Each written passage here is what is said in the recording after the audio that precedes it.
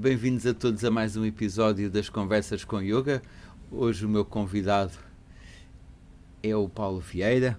O Paulo é professor de Vedanta, é escritor, fundador também do Centro Ashvidya e dou-te as boas-vindas. Obrigado por teres aceito este convite para conversarmos um pouco. Se quiseres, não sei se estás-me a ouvir, estás? Estou a ouvir, Oh, estou a ouvir. pronto, ok. Bom, então olha, se calhar, Paulo, a primeira pergunta que eu colocava era o que é o Vedanta? Se nos podes explicar assim de uma forma geral o que Claro é. que sim, claro que sim. Então, antes de mais, quero agradecer ao João e toda a equipa dele por me ter convidado. E é um privilégio poder estar aqui, não só a responder ao João, mas também a divulgar o Vedanta, o Yoga e a tentar chegar aos vossos corações. Então, agradeço-vos também o facto de estarem aqui presentes a ouvir e agradeço também a todos aqueles que virão beneficiar no futuro, que agora não estão em direito. Um, Então a pergunta é o que é Vedanta? Não é? De uma forma geral, Vedanta é aquilo que é chamado um Pramana, um meio de conhecimento. Um meio de conhecimento para algo que não está acessível a outros meios de conhecimento. E antes de explorar melhor um bocadinho o que é isso, temos que olhar para a palavra Vedanta e ver o que ela significa. Então a palavra Vedanta é uma palavra sânscrita que tem dois componentes. A primeira parte é Veda e a segunda parte é Antaha. Então, Vedanam Antaha Vedantaha. É assim que abrimos esta palavra sânscrita. Anta significa final, Vedanam significa dos Vedas. Então, os Vedas são o corpo de conhecimento mais antigo que a humanidade tem, no qual encontramos os fundamentos daquilo que é o yoga hoje em dia, no qual encontramos vários rituais para prosperidade, para abundância e para atravessar situações difíceis na vida. E a última parte desse Veda, que é conseguida e entendida por aquele que percorreu um caminho de maturidade, um caminho de yoga, é chamada Vedanta, que são os Upanishads, ou diálogos sagrados, onde precisamente o conhecimento da realidade absoluta, a realidade que transcende esta realidade empírica que nós vemos e que é a verdadeira realidade. Então, essa realidade, chamada Brahma, ou Absoluto, é revelada nas Upanishads. As Upanishads são diálogos entre mestre e discípulos, às vezes são vários discípulos, às vezes na mesma Upanishad temos vários mestres, porque há Upanishads grandes. E nesses diálogos é revelada precisamente a realidade última de todas as coisas que transcendem o tempo, o espaço e tudo isto aquilo que nós vemos. Então, de uma forma geral, isto é Vedanta. E como é que isso se relaciona com o yoga que nós praticamos ou com o yoga no geral? Então, essa é uma pergunta muito boa, João. E fico feliz que a tenhas colocado. Então, repara, o yoga que nós vemos hoje em dia, não é? E aquilo que chama mais as pessoas para o yoga são basicamente três ou quatro das suas partes ou ângulos. A asana, que são as famosas posturas físicas, pranayama, os tão conhecidos exercícios respiratórios que expandem a energia, a vitalidade e a saúde da pessoa, e a meditação ou dhyana. Ora bem, é sim que o yoga é conhecido e o yoga aqui no Ocidente é servido destas três formas, sendo que a forma principal ou a parte principal é o asana. Não é? Quando nós olhamos atentamente para estas três partes, nós vemos que elas são meios para chegar a algum sítio e que por si mesmas não representam a solução para os problemas das pessoas. Obviamente o asana soluciona problemas físicos, conferindo um corpo mais saudável e um corpo no qual se consegue no fundo, viver mais confortavelmente. Obviamente o pranayama ajuda a vencer imensos problemas respiratórios, ou alguns, e traz mais vitalidade também, e a meditação acalma a pessoa e pode abrir a possibilidade da pessoa entender que há algo mais para além do corpo, mente e personalidade. Só que, por mais anos que a pessoa se dedique a estas 3 partes do yoga, e já não estou a falar das 2 primeiras partes, não é? Yamas e niyamas, porque esses são muitas das vezes esquecidos pelo praticante de yoga, que no fundo é a conduta moral, ou o código de ética pelo qual o yogi deve reger a sua vida. Sem esses 2 passos, de facto, tudo o que está para a frente não vai funcionar no yoga. Então, não estou a falar desses, estou a falar asana, pranayama e dhyana, e obviamente pratyahara, dharana, tem outros 2 passos lá no meio, estou a incluir esses 2 em dhyana. A pessoa, sem dúvida, vai ter muita calma, sem dúvida vai ter uma postura diferente na vida, possivelmente vai ter mais saúde, mais vitalidade, tudo isso vai acontecer. Mas o problema fundamental, que é a ignorância acerca de si mesmo e a consequente vida de sofrimento que é causada por essa ignorância fundamental, essa vida de sofrimento não vai terminar, porque a prática de yoga vai ser simplesmente algo parecido com um comprimido que a pessoa toma pela manhã ou pela tarde para ficar mais calma.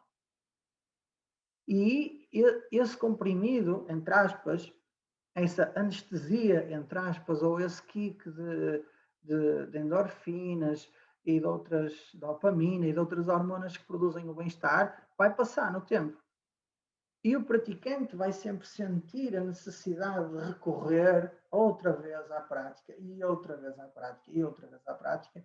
E eu vejo muito, não é? Que existe uma dependência, não só física, como psicológica, maior até psicológica, da prática. Sem a minha prática de yoga, o dia não me corre bem. Eu ouço isto muitas vezes e muitas vezes.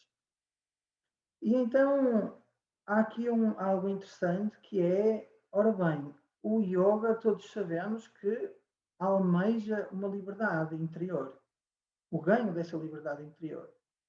Pois então, como é que o praticante, a certa altura, após uns anos, se vê dependente da prática de yoga? A própria ferramenta que seria a alavanca necessária para a liberdade transforma-se nas grades nas quais a pessoa se vê aprisionada. Porquê? Porque a solução não está numa técnica. Nem nenhuma técnica pode resolver um problema que não é do foro técnico. Repara. O problema aqui é bem mais grave, bem mais profundo e bem mais universal, que é algo que transcende o corpo físico, algo que transcende a energia, é um problema cognitivo, que é quem é que eu sou? A ignorância acerca de mim mesmo, o que é que eu sou, de facto. Existe um eu para além deste corpo, mente, personalidade.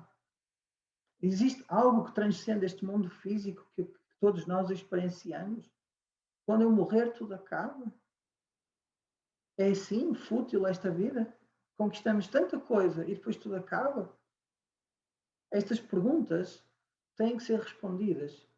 E Shirashasana, a postura invertida sobre a cabeça, não vai resolver esta pergunta. Surya Bheda Pranayama ou Nadi Shodhana Pranayama, nenhum pranayama vai resolver esta questão. Claro. Sentar e meditar também não vai resolver esta questão, porque meditar não é um meio de conhecimento. Meditar é uma ferramenta pela qual contemplamos um conhecimento recebido e entendido, ou então é uma ferramenta no qual contemplamos um aspecto do absoluto que queremos para nós. Saguna Brahma Vishaya Manasa Vyapara, esta é a definição sânscrita de meditação. Ou então Nirguna Abhyasa, Nirguna Brahma Manasa Vyapara, que é, se eu ainda não entendi o que é o todo, eu tenho a possibilidade de me relacionar com alguns aspectos desse universo. E temos vários arquétipos na mitologia hindu cuja essência nós podemos trazer para a nossa vida. Por exemplo, Shiva é um arquétipo do desapego. E se a pessoa tem problemas de apego na sua vida, a pessoa pode fazer um mantra para Shiva e dedicar um pouco do seu tempo a apreciar o que é o desapego e a trazer isso para si, a ver os aspectos relevantes e a felicidade que advém do desapego. Não sei se queres dizer alguma coisa, João, mas às vezes podes querer fazer uma pergunta ou assim. Não te estou a ouvir, não te estou a ouvir. Entretanto, estava a gostar muito do ouvido, mas ocorreu-me aqui uma questão quando estavas a falar o que eu te queria perguntar era, então, como é que o Vedanta tenta responder a essa pergunta do quem sou eu? Qual é esta realidade, não é? Uhum. E isto também é uma questão que eu te queria colocar, que é qual é o benefício para os seres humanos do Vedanta? É responder a essa questão, a estas questões existenciais estas questões existenciais da existência Da nossa vida, existenciais da nossa vida, não é? da nossa vida, não é? Sim. Então, repara, alguns dos ouvintes e dos telespectadores já devem ter, dos internautas, já devem ter ouvido falar da Bhagavad Gita. A Bhagavad Gita é um dos maiores tratados de yoga e, ao mesmo tempo, é considerada uma Upanishad também. E então, lá, às tantas, no capítulo 3, Arjuna faz uma pergunta e Shri Krishna responde de uma forma brilhante, que é Karma Yogena Yoginam, Jnana Yogena Sankyanam. Existem dois caminhos distintos na vida de um ser humano. O primeiro caminho é o caminho do Karma Yoga. O que é este caminho do Karma Yoga? Yoga aqui significa uma atitude. Karma significa uma vida de ação. Então, a atitude que deve estar a permear uma vida de ação. Para que é que eu ajo? Para que é que eu ganho dinheiro? Para que é que eu trabalho? Para que é que eu estou numa família? Qual é o propósito disto tudo? É aliás, que se divide em dois, que é ganhar maturidade emocional e estabelecer uma conexão com o todo. Porque eu nunca estou separado do todo e as minhas ações são sempre em função do todo. E o resultado que eu recebo é sempre do todo. Então, procurar uma harmonia, entregando ao todo aquilo que é esperado de mim, repara, como filho, é esperado de mim um certo comportamento. Como professor, outro comportamento. Como irmão, outro comportamento. E cabe a cada um estar à altura desse comportamento e responder, entregar ao universo aquilo que deve ser entregado. Cada papel tem o seu guião e Karma Yoga é cumprir o guião, gerando harmonia. E quando assim é, quando estamos em harmonia com o universo dá-nos sempre o melhor resultado e mais favorável para o nosso crescimento. Tanto a nível financeiro, como a nível emocional. Então, tudo Yoga Kshemam Vahamyaham. Também diz na Bhagavad Gita, Shri Krishna, que é eu vou tomar conta de ti. Quando é eu vou, é o universo. Tá? E então temos esse caminho, que é o caminho da vida em família. Para quê? Para ganhar maturidade emocional. E esse caminho deve nos levar até que Jnana Yoga, o Yoga do autoconhecimento. Tá? Então, e é neste caminho do Yoga do autoconhecimento que nós encontramos o professor, nós encontramos o Vedanta. Jnana Yoga é Vedanta, é só isto, não é mais nada. E Vedanta significa professor e Upanishads, ou os textos que são usados como suporte ao ensino, que não são as Upanishads. Então, o que é este teu? Para que a resposta a esta pergunta seja feita, este processo tem que acontecer. Daí eu começar atrás, João, a resposta. O processo de maturidade tem que acontecer encontrarmos alguém que tenha este conhecimento e a habilidade de o transmitir, e depois nós temos que ter a humildade e a força de vontade suficiente e, ao mesmo tempo, a confiança naquela pessoa E não é uma confiança cega, não é? Nós olhamos para o trabalho da pessoa, convivemos e escutamos o que ela diz e faz sentido para as nossas vidas.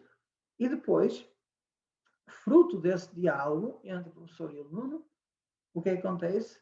A ignorância vai sendo removida num processo, entre muitos, chamado neti-neti. A pessoa está identificada com o corpo, não é? Qualquer um de nós, quando tinha 17, 16 anos, estava vivia identificado com o corpo. O corpo é o que eu sou, não sou mais do que isso, não é? E, e é preciso quebrar esta identificação com o corpo. Porque se a pessoa acredita que só é o corpo, então todos os problemas do corpo são imputados à pessoa. O corpo fica doente e a pessoa conclui: eu estou doente. O corpo é feio e a pessoa conclui: eu sou feia ou feio, gordo ou gorda, baixo ou alto. Então, desde que a pessoa se começa a ver como um indivíduo separado do todo, isto acontece aos 4, 5, 6 anos, quando o ego já se formou, e há a noção de que existe ali uma pessoa que me interpreta e que eu estou a interpretar aquela pessoa, desde esse momento todos os complexos começam a surgir e que ficam aglomerados e agravados numa vida da adolescência. Por isso é que os adolescentes têm imensos complexos. E por isso é que hoje em dia nós vemos muita depressão nas pessoas mais jovens. Porquê? Porque vivem centradas no corpo. Então, isto é ignorância fundamental, João. As pessoas ignoram o que são e tomam-se somente como sendo corpo, mente, personalidade. É só isso que elas são. E então, tudo aquilo que diz respeito ao corpo, mente, personalidade é causa de sofrimento para elas. O Vedanta remove esta ideia errada do que é o eu e revela o que é o eu, que é consciência, existência e plenitude. E, obviamente, 20 minutos ou meia hora não dá para explicar com clareza o que isso é, mas é um processo que demora anos, não é um processo de estudo que demora anos. Então, é um benefício enorme para todas as pessoas, porque as pessoas aprendem a viver com ela, com as suas limitações físicas, com as suas limitações psicológicas, deixam de competir com elas mesmas de uma forma que é muitas das vezes sufocante, não é? E o corpo, a mente, a personalidade tornam-se lugares confortáveis para viver. É isto que o Vedanta tem para dar, não é? Não sei se respondeu, mas... Eu acho que sim. E tu falaste uma questão que eu não sei se compreendi bem, ou se tu podes tentar elaborar sobre isso, porque às vezes é algo que eu sinto que até aparece nas redes sociais e tu abordaste um pouco isso, de certa forma, que é nós temos, digamos, uma missão, um dharma que devemos cumprir, não é? Mas e existe um karma, o karma atual, o karma passado, mas nós também temos o livre-arbítrio, não é? Nós podemos decidir em algumas situações. E eu às vezes sinto, não sei se já está acontecendo, mas às vezes sinto, parece que assumimos muito que o que nos acontece não é algo que nos aconteceu, mas depois nós não podemos fazer nada, não podemos agir diferente. Quase aquela expressão, é o meu karma, pronto, é uma fatalidade, ou porque às vezes, como tu falavas, o universo dá-nos, ou Deus dá-nos, às vezes nós não recebemos exatamente o que estávamos à espera. Pelo menos, se pudesses dizer qualquer coisa sobre isto. Assim, Então, para ser muito pragmático, aqui temos que ver, para começar a questão, começar pelo fim, sempre que eu faço uma ação, não é? Existem 4 tipos de resultados possíveis. Não é? O primeiro é muito raro, é a ação sair exatamente como eu quero. É muito raro, acontece, mas é raro. O segundo é sai menos do que o que eu quero. Sai menos, foi inferior, o resultado foi inferior ao que eu quis. Ainda mais raro é se o resultado foi superior. Então eu fico contente, não é? E depois existe a possibilidade do resultado ser totalmente diferente. Não é? Eu lembro há muitos anos, ouvi de já não sei, acho que foi de um professor, não é? Eu quero ir apanhar o autocarro. E isto é um exemplo dos quatro resultados possíveis. A pessoa quer ir apanhar o autocarro, não é? E chega à paragem e nesse instante o autocarro aparece e a pessoa apanha o autocarro. Exatamente igual ao desejado. A pessoa chega à paragem e fica 1 hora à espera. E depois o autocarro não vem, muito inferior ao esperado. A pessoa chega à paragem e passa um amigo. Olha, queres boleia, eu levo-te a casa. Ui, muito melhor. Um resultado muito melhor. Ou então a pessoa vai para a paragem do autocarro e acorda no hospital. Porque algures entre o lugar onde ela estava e a paragem do autocarro havia uma casca de banana. E aquela casca de banana deu origem a uma queda e a pessoa acordou no hospital com as perguntas espirituais mais profundas que um ser humano pode ter, que é onde é que eu estou, para onde é que eu vou, quem sou, não é? Então, repara, eu estou a brincar, mas são 4 resultados diferentes. Então, é lógico, por esta lógica, é muito, muito difícil a pessoa ter o resultado que a pessoa espera. Mas esse não é o objetivo de uma vida de Karma Yoga. O objetivo de uma vida de Karma Yoga é, independentemente do resultado que me calhe, eu saiba crescer com isso e possa aprender. E isto traz uma força interior muito grande, porque muda o discurso interno prejudicial, que é o discurso da vítima, para um discurso que é o protagonista. O que é que eu posso aprender com isto? Que desafio é que eu tenho para vencer com isto? Então, que oportunidade é que me estão a dar para crescer? Então, isto é Karma Yoga. Já, de uma forma muito simples, isto é Karma Yoga. E então, existem. Isto é em termos do que é o Karma Yoga. Em termos de karma, existem 2 tipos de karmas. Assim, são os karma passados, não é? Que tu estavas a falar e que o Veda contempla. O primeiro é a Dridha. A Dridha significa que não é firme. Então, esses karmas, que é aquilo que nos acontece, podem ser mudados e podem ser atenuados. Tá? E é isso que os astrólogos indianos às vezes conseguem prever. Não é? E depois existem os Dridha karmas, são karmas fixos e que não vão ser mudados. Como, por exemplo, eu cito alguns, os pais, a mulher, os filhos, são coisas fixas que quando acontecem são assim daquela forma e que mais ou menos estão predestinadas. Então existe uma área da vida que pode ser mudada com a prece, com as boas ações e que pode ser melhorada também. Ou seja, cada ser humano tem um potencial, vamos dizer assim, de sabedoria. Mas esse potencial de sabedoria pode ser aumentado com boas companhias, com estudo, com uma vida disciplinada, ok?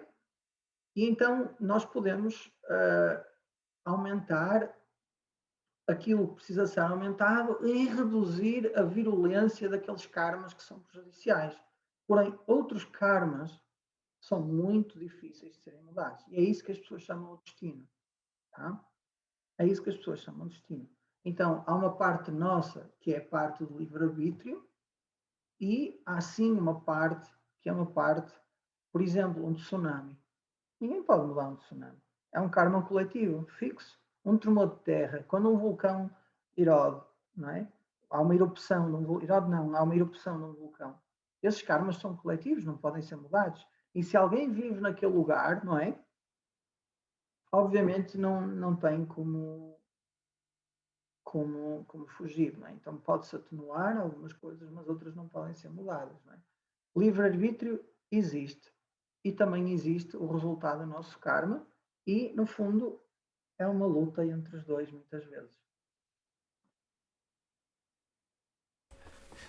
Continuar neste tema, que é o tema que me interessa, mas nós não deveremos, ou não podemos, não sei como dizer melhor, mas dizer isto é o meu karma, eu não posso rescindir do meu livre-arbítrio e justificar isso como sendo um karma, não é? Não, isso são coisas diferentes. Isso são coisas diferentes. Repara, o yoga, aliás, porque o yoga? Toda a vida deve ser regida por um código de ética. Já excluindo aqui o sentido moral que muitas vezes nos chega através da religião, uma conduta religiosa ou de códigos religiosos. A vida deve ser uma vida ética, isto é do senso comum. O senso comum diz-me que eu não devo violentar ninguém porque eu não gosto de ser violentado, não é? Isto é a primeira regra do yoga, ahimsa, não violência, não é? E então, se nós partirmos deste princípio, eu fui violento porque é o meu karma. Não, não é assim. Obviamente que é o teu karma, mas haveria hipótese de poderes ter sido menos violento? Haveria. Vamos averiguar. Será que na próxima vez podes fazer um esforço para ser menos violento? Podemos traçar uma meta para que a tua violência seja cada vez menos expressada? Ok? Então é possível trabalhar, não é? As pessoas são responsáveis pelas suas ações, obviamente, e muitas das vezes, porque o peso emocional é grande, as pessoas fazem coisas das quais se arrependem e que na realidade foram as emoções que interferiram, não é? Não é? Não sei se era isso, mas Sim, é isso, é dessa questão de às vezes nós, do que eu noto, várias pessoas que falam, isso é o karma, não posso fazer nada, ou escolhem não agir, mas nós temos sempre essa hipótese de agir. O resultado é que não controlamos. exato, De certa exato. maneira. Não é? Nós devemos agir, repare, João, todos nós aqui, especialmente no Ocidente, não temos a tradição da renúncia. Não é? E mesmo um renunciante que escolhe ser renunciante para ganhar o conhecimento, ele age. Só que as suas ações são limitadas ou circunscritas às ações necessárias para o corpo sobreviver, como comer, lavar-se e curar-se quando o corpo está doente. E, obviamente, fazer as práticas espirituais que o seu mestre prescreveu para ele. Não é? Porque numa vida em sociedade como nós temos e numa vida em família, repara, isto é uma máxima que pode ajudar todas as pessoas. Se cada um de nós se preocupar mais com o dever e menos com os direitos, então os direitos dos outros ficam todos assegurados, porque aquilo que é um dever para mim é um direito de outra pessoa. O dever de um condutor de transportes públicos é fazer a rota que tem a fazer de uma forma segura e parar nas paragens. E as pessoas têm direito de ir nessa rota de forma segura e parar na paragem que pediram. É um direito. Então, se os médicos cumprirem o seu dever, os doentes veem os seus direitos assegurados.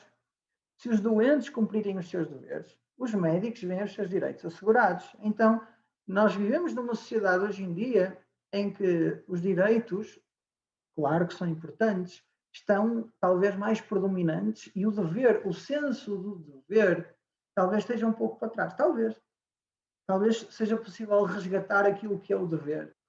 Não é? E nisso a Índia, de facto, é uma escola muito grande. Não é? E agora, a propósito de Índia, reparei que tens atrás de ti, quem nos está a ouvir também já reparou, que tens atrás de ti a fotografia do teu guru. Tu podias-nos falar um pouco da importância do guru, porque eu sinto que no Ocidente o guru o papel do guru é mal compreendido e depois existem muitos aproveitamentos, os falsos gurus, todas essas partes terríveis. E então eu acho que o que é que podes dizer sobre isso, sobre o guru? Então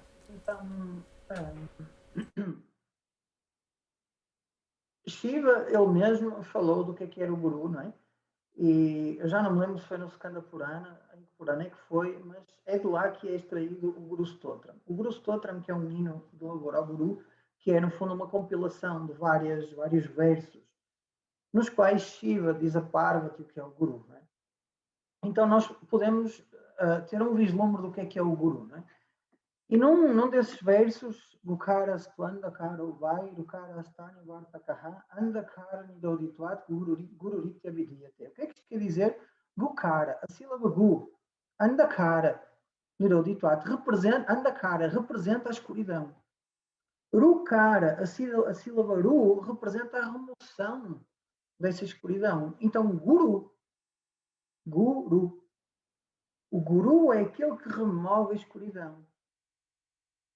O que é esta escuridão? Quem tamas? O que é esta escuridão? A ignorância das pessoas. E a ignorância a vários níveis. Como é que eu devo conduzir a minha vida? O que é que eu devo ser na minha vida? Devo ganhar mais ou menos dinheiro? Devo fazer yoga, devo fazer meditação, que tipo de yoga é que eu devo fazer? Hoje em dia temos yoga para cães, yoga para gatos, yoga para formigas, yoga bear yoga, gun yoga, qualquer dia há moon yoga, vamos para a lua fazer moon yoga, não é? O que é que eu devo fazer da minha vida, não é? Repara, a ignorância é tão grande que as pessoas ficam paralisadas sem saber o que é que vão fazer da vida. As escolhas são tantas e a ignorância é enorme que as pessoas não sabem o que vão fazer. Então, o guru é aquele que remove a ignorância, tal e qual como Shri Krishna fez na Bhagavad Gita. A Bhagavad Gita ensina um modo de vida e ensina também o que é a vida. Ou seja, como viver a vida e como a pessoa descobrir o que é a vida. Então, o guru é aquele que remove a escuridão. Tá? Depois, Vyutpati, ou a etimologia da palavra, também é muito bonita. Granati Upadishati iti Guruhu. Guruhu é aquele que Upadishati ensina. Ensina o que é Atma Tattvam, a realidade que é o Atma, a realidade que é o eu. O que é este Atma, Brahma, o absoluto. Então, esse é o Guru. Ok? Obviamente, a palavra Guru ganhou um protagonismo enorme e, ao mesmo tempo, é alvo de muita incompreensão e causa muito medo, às vezes, não é? Porque, de facto, essa posição que é um guru, o posto do guru acaba por ser uma posição, não é? É um papel, é uma posição, pode ser usada por pessoas que sejam mal intencionadas para, ou que até ao princípio não eram, mas algures no meio do caminho descarrilaram para se aproveitarem emocionalmente, financeiramente e até de outras formas menos bonitas das pessoas que procuram o guru para serem orientadas. Não é? Quando um aluno procura um professor, o aluno precisa de uma orientação. Então, o professor tem que ser uma pessoa que ele próprio tenha um professor. Repare. Não há um guru sem a pessoa ter sido discípula primeiro. E o guru do guru teve um guru, que teve um guru, que teve um guru. Então, o guru é simplesmente um professor espiritual. Ele mesmo não se vê como guru. Isto é algo muito importante. Ele não atribui esse título a ele mesmo. Eu sou um guru. Então ele não vai pôr lá no site dele Shri Jagat Guru, não sei o que mais, e como se fosse um jogador olímpico que tivesse ganhado muitos triunfos e agora estivesse ali a exibir todos os seus triunfos para chamar mais clientela. Não. Um guru não se intitula guru, aliás, porque, reparem, ele vê-se como o Brahman, como o absoluto. Do ponto de vista mais profundo, ele vê-se como absoluto.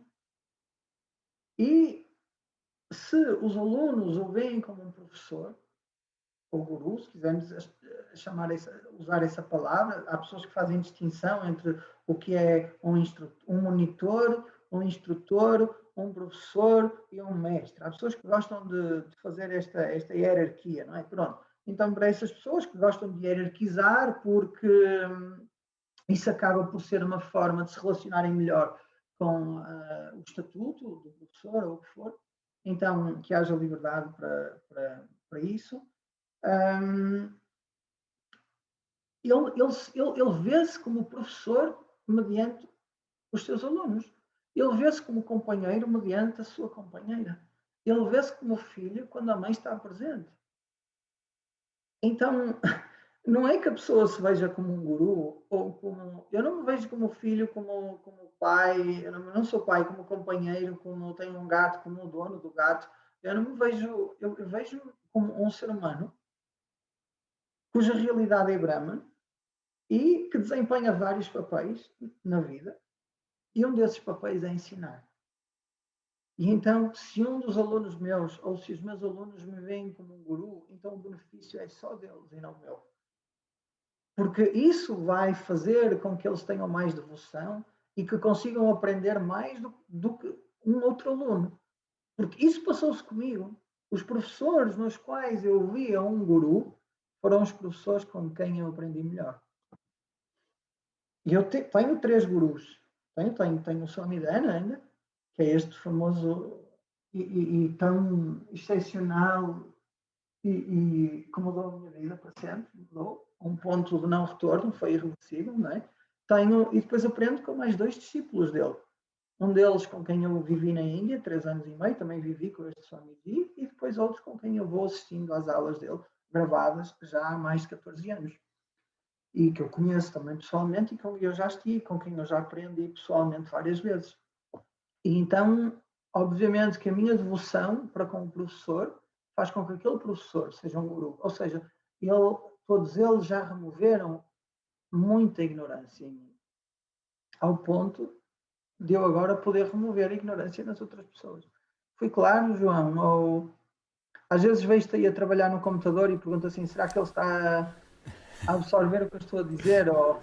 Não, sim, Paulo, eu estava entretanto aqui a seguir as perguntas que estavam a colocar, as perguntas que nos estavam a colocar e a ouvir-te, mas eu também sinto que quem nos está a ouvir também está a aprender contigo. Bom, agora tinha aqui uma pergunta, se calhar interrompo o meu raciocínio, que é para colocar, que a Ana Sancho me está a perguntar: será que pode desenvolver um pouco, que tu podes, desenvolver um pouco o dilema de Arjuna no campo de batalha, que é tão atual nos nossos dias, de Ok, qual é o nome? agirmos? Qual é o nome dessa pessoa? A Ana Sancho, que está a perguntar se pode desenvolver, que é tão atual nos nossos dias, 2 pontos, de agirmos de acordo com as nossas responsabilidades no momento, fase da vida em que a pessoa está, ou largar isso e viver uma vida mais espiritual. Eu se calhar, não sei, queres que repita? Porque estava aqui. Não, eu entendi perfeitamente, Pronto. tá? E depois ela acrescenta mais uma pergunta. Portanto, se é tão atual estas duas, para quem nos está a ouvir, portanto, agirmos de acordo com as nossas responsabilidades no momento, fase da vida em que estamos, o trabalho ou a família, ou largar isso e irmos viver uma vida mais espiritual. E ela ainda pergunta se podemos, se essas duas fases, não é? Esses 2 momentos podem coexistir em simultâneo. Então, obrigado, Ana, pela tua pergunta. É uma pergunta super válida. E reparem, é para todos, foi a pergunta da Arjuna. O dilema da Arjuna é o seguinte: há uma guerra que precisa de ser travada, que é uma guerra pelo Dharma. Já não é mais uma guerra para ganhar a guerra, sim uma guerra pela justiça. Sem essa guerra não vai haver justiça e os usurpadores do reino, que eram dirigidos por Duryodhana, que era um rei tirano, um rei vilão, que não devia estar a governar e que tinha que ser tirado do trono a todo custo, sem essa guerra ele continuará no trono e a justiça, o Dharma, não vai acontecer. Porém, de um dos lados do exército estão familiares do guerreiro Arjuna, portanto estão do lado oposto, com os quais ele terá que combater. Bhima, que era um familiar, Drona, Kripacharya, Drona tinha sido seu mestre, Kripacharya também tinha sido seu mestre, e mais outras pessoas, muitos mais, primos e assim, que estavam do outro lado. O dilema de Arjuna é baseado no apego e na depressão que surge quando somos defrontados com o nosso apego. O apego é sempre por pessoas que nos são queridas e cujo mal, mesmo se imaginado, cujo mal, se lhes acontecer, mesmo que imaginado, nos causa imensa dor e depressão. Tá? E que vai fazer com que a pessoa possa ter uma necessidade de controlo, enfim, pode. As formas desse apego se expressarem são muitas. Em Arjuna, o que aconteceu foi ele ficou deprimido. Ele ficou deprimido e achou que não tinha que lutar, que o melhor seria renunciar ao seu dever de guerreiro e de proteger e de deitar aquele reino abaixo, porque o seu irmão Yudhishthira tinha que governar.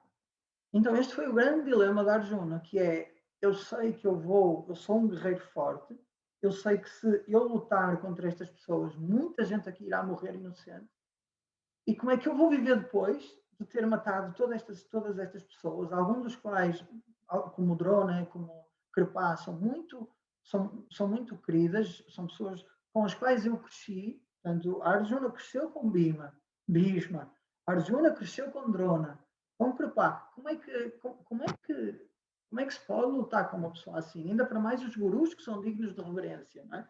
Este é o dilema. E então é quase como um juiz que vê o seu filho entrar por um crime de homicídio, que foi comprovado e que há testemunhas oculares. O que é que esse juiz deverá fazer? Este é o dilema. O dilema da Arjuna é o dilema de um juiz. Há que aplicar a lei, e é muito difícil aplicar a lei quando estamos a olhar para uma pessoa que nos é querida e que cometeu um crime e que tem que pagar por isso. E, obviamente, este é o ponto de partida para todas as situações que nós consideramos serem um dilema na nossa vida.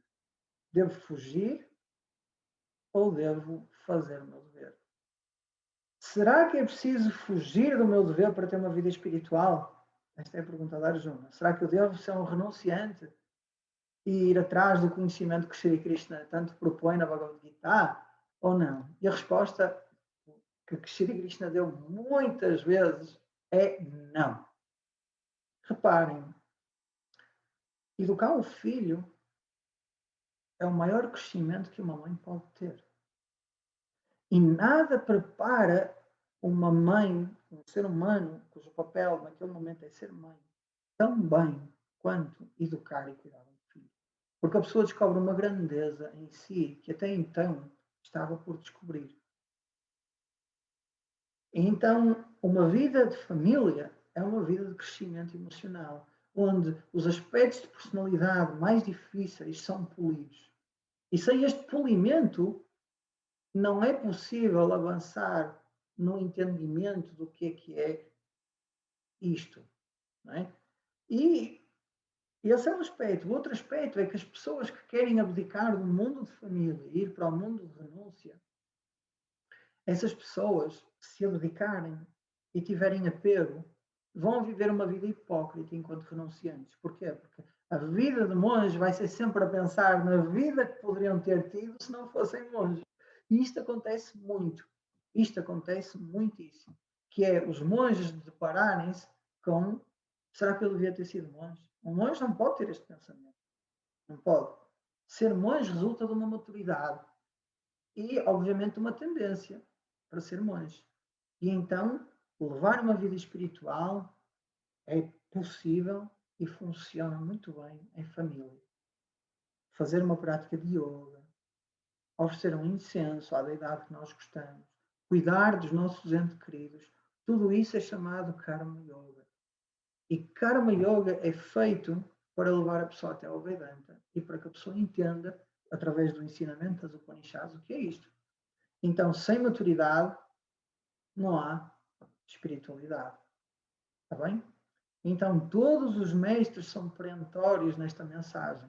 Vamos ao yoga, yamas e niyamas. Yamas e niyamas é maturidade. É maturidade. O que é brahmacharya num contexto de família? O que é? É muita coisa. É não ceder imediatamente ao desejo. É, mesmo quando está mesmo quando está no ato romântico, procurar ter uma contenção e usar essa energia para quê? Para ganhar mais vitalidade da vida. Então há muita coisa a ser aprendida. Brahmacharya, do ponto de vista do Vedanta, o que é? Brahma, Veda, Acharati iti Brahmacharya, que é levar uma vida de estudo. E levar uma vida de estudo é perfeitamente compatível com a vida em família. Agora, na proporção exata. Em vez de ser 5, 6 horas por dia, é só 1 hora por dia ou 2. Então, esta é a grande mais-valia que os mestres que nós temos aqui no Ocidente nos trazem, é que é possível conciliar uma vida espiritual com uma vida familiar. Eu vou mesmo mais longe, que é: não existe vida espiritual sem uma vida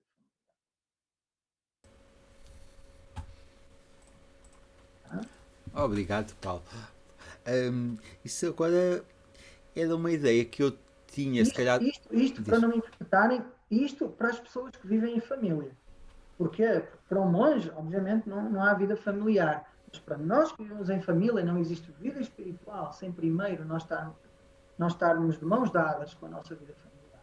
Desculpa, João, faltava Não, só não, esta. não. Mas agora também me estava aqui a ocorrer uma questão que me ocorreu foi, mas isto, digamos, é, nós, é necessário ser monge para atingir, digamos, uma realização? Digamos, se isto é como que uma evolução, primeiro a vida espiritual, depois ser monge, ou nós podemos ser, digamos, realizados, ser espirituais, tendo uma vida familiar. É isso que eu estou a dizer, é isso que eu estou a dizer. Eu tenho bastantes alunos e alunas que são mães, são mulheres casadas, trabalham e têm insights espirituais profundos. Recebi uma mensagem ontem ou anteontem de uma aluna a dizer-me assim: professor Paulo, quero partilhar algo consigo que acho incrível. Estava numa aula de yoga, a pessoa que está em causa vai ter o terceiro filho, está grávida, vai nascer na próxima lua cheia, daqui a 3 semanas, daqui a 4 semanas, mais ou menos. Ontem foi lua cheia. E ela diz-me que no meio da aula teve um insight espiritual profundo, no qual a essência do Vedanta foi contemplada por ela de forma íntima. Ora bem, ela é mãe, 3 filhos, é casada, é dona de casa, faz uma série de atividades. Dona de casa, o que eu quero dizer é que tem a lida da casa para fazer, tem uma série de atividades e ainda assim tem um insight espiritual profundo. Então foi uma aluna. E como ela, muitas e muitos. Não só meus, de outras pessoas. Se o ensinamento habita no coração de uma pessoa e essa pessoa ensina, não há forma de conhecimento não passar a outra pessoa. É só uma questão de tempo. É só uma questão de tempo. E então, isto não é presunção na minha parte, não é mesmo. Isto é fruto da experiência que eu vou tendo com os alunos e daquilo que eles contam e daquilo que eles dizem e de como a forma deles está. E eu não tenho nenhum aluno monge. Eu não sou monge. São todos casados, vivem todos em família, com os pais. Então, a vida espiritual é para vivermos bem em sociedade. Entende isto? Não há uma diferença entre fugir para uma gruta e procurar o Samadhi. Aliás, não há uma diferença. Não, o Vedanta não propõe isso. O Vedanta propõe resolve-te e vive em sociedade. Foi isso. Isso era uma pergunta agora que eu te ia colocar do porquê da tua roupa.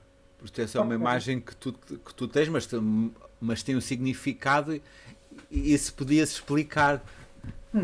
Posso, sim, João. Obrigado pela pergunta. Obrigado. Então, esta roupa chama-se dhoti. Dhoti é o traje tradicional indiano e que é usado por toda a Índia, talvez mais no sul da Índia, e em alguns tempos do sul da Índia não podemos entrar se não estivermos com dhoti. Então vão-nos recusar a entrada se não estivermos assim. Para além do mais, eu uso esta roupa porque é super confortável e porque durante 3 anos e meio eu usei esta roupa. E então, de manhã, quando eu vou fazer os meus rituais, eu visto esta roupa. Quando eu vou ensinar Vedanta e dou as minhas aulas, eu visto esta roupa. Sempre que eu me proponho a vestir o papel de professor, eu uso esta roupa, porque esta roupa é um símbolo para mim, é um símbolo para os alunos que vêm. Esta roupa representa uma tradição de ensino à qual eu pertenço e pela qual fui muito bem recebido e que me deu tudo aquilo que eu hoje ensino. E então a minha vida, eu procuro que a minha vida seja um espelho daquilo que vai dentro de mim e daquilo que eu fui aprendendo com os meus mestres ao longo de, não sei, 16, 17 anos de vida dedicada a isto. Então,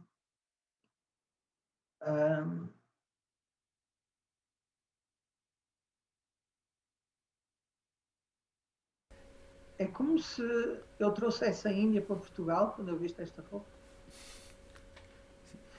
Sentes uma conexão. Sim, traz-te Isso, aí uma conexão, se calhar isso. uma conexão. E repara, quando eu viste esta roupa, eu vou ensinar os alunos, eles entendem que naquele momento o professor está ali. Então, se o professor está ali naquele momento, chegou o momento deles aprenderem. E chegou o momento de todos os outros papéis deixarem de existir. E o foco agora deve ser só aprender. E o meu foco neste momento é só ensinar.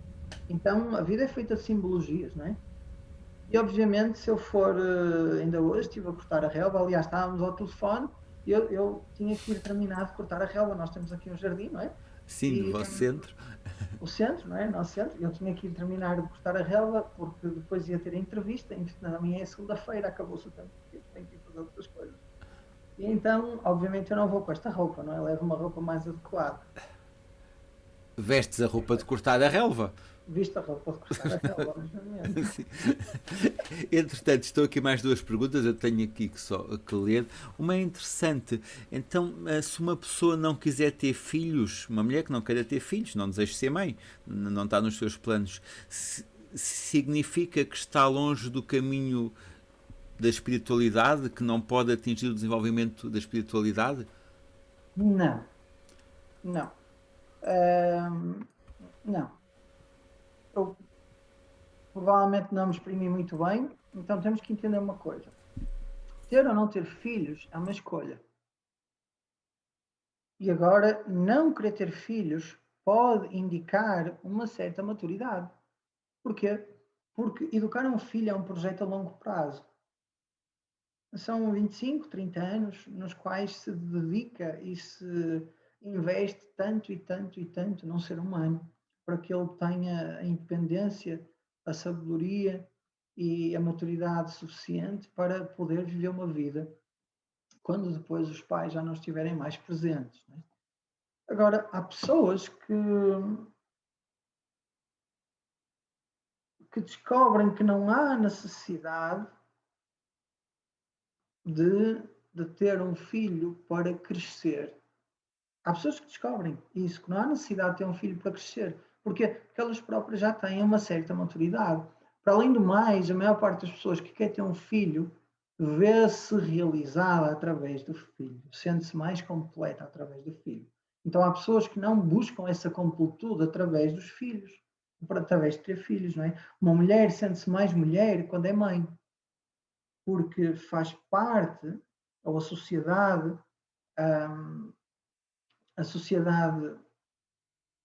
condiciona a mulher, de certa forma, a pensar que a mulher só é uma mulher completa quando tiver filhos, quando for mãe.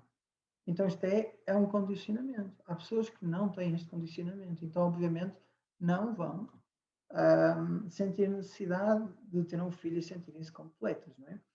Então, mas ter um filho pode, e na maior parte dos casos, faz com que as pessoas cresçam muito. Então, se a pessoa vive em família,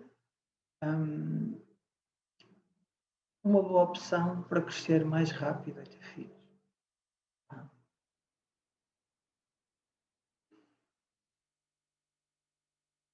Estávamos a falar também da mulher da mãe. Estava aqui uma pergunta do Sérgio, uma pergunta, um comentário, que o que eu acho difícil é coordenar os ensinamentos da forma como são transmitidos pelos Vedas na atualidade, especialmente no Ocidente. Eu estudei 4 anos com professores da Índia e senti esse conflito cultural, onde muito me pareceu as crenças culturais do Ocidente e do até Oriente, do Oriente, do Oriente. do Oriente? Ah, sim, do Oriente, desculpa. E até questões que me chocaram, como as castas e o papel da mulher, isto na Índia, portanto, e por isso não aprofundei mais o curso, não é? Então, exato. Então aqui nós temos que ver duas coisas. Há algo muito distinto, que é a realidade sociocultural da Índia e a realidade sociocultural aqui do Ocidente. Na Índia, ainda hoje, o homem pouco faz em casa, então há muita sobrecarga no que diz respeito às tarefas domésticas para a mulher. Isso agora está a mudar, não é? Aqui no Ocidente, eu penso que era um pouco assim, mas hoje os homens já contribuem de forma igual, de forma igualitária. Não é? Então, obviamente, talvez a Índia seja um país, desse ponto de vista, mais exigente para as mulheres, e até na Índia há muita pressão para as mulheres serem mães, não é? Quando se casam, a família toda faz logo imensa pressão ao casal, para o casal ter filhos. Não é? Então isso é um problema não, é uma questão da Índia, não é? Agora, o conflito cultural vai existir sempre, e eu vivi na Índia durante quase 4 anos e senti essa dificuldade, que é os costumes são diferentes, as pessoas veem-nos de forma diferente, mas eu acho que isso enriquece muito a nossa forma de ser, porque quando nós convivemos com culturas diferentes, os nossos horizontes expandem-se e nós podemos ter a oportunidade de compreender as coisas de uma forma mais ampla. Então, acho isso algo benéfico, ou seja, que haja diferenças culturais. Cabe ao professor fazer a ponte para os alunos que têm à sua frente. E então, obviamente, o ensino do Vedanta em português tem que ser feito para um público português. Porque as pessoas vivem uma vida em Portugal. Um professor de Vedanta que ensina em japonês terá que ensinar para os alunos que viveram ou que nasceram numa cultura que é a cultura japonesa. E então temos que respeitar o Dharma de cada cultura. E por isso é que é importante, às vezes, termos pessoas, que é o meu caso, e o caso de outras tantas, que fazem a ponte entre a Índia e Portugal e que conseguem, de facto, eu não vou dizer diluir, mas conseguem apresentar o ensinamento de uma forma na qual o choque cultural esteja diluído. Tá? Então, entre a roupa de professor e a Sim. roupa de mestre ou guru, Enviei-te aí a pergunta que assim era mais fácil para tu leres. Porque eu se calhar existe essa dúvida. Porque é que os gurus estão vestidos de laranja? É uma hierarquia? É como sim. nas artes marciais que temos os cintos de várias cores, como um código. Então, os gurus, isto é um preconceito, é uma ideia preconcebida que as pessoas têm. Os gurus não têm que estar vestidos de laranja. Não é? Há muitos gurus que não vestem laranja, nem nunca vão vestir laranja, porque são homens de família, então vestem a roupa normal que eles têm para vestir. A roupa branca significa pureza. Tá?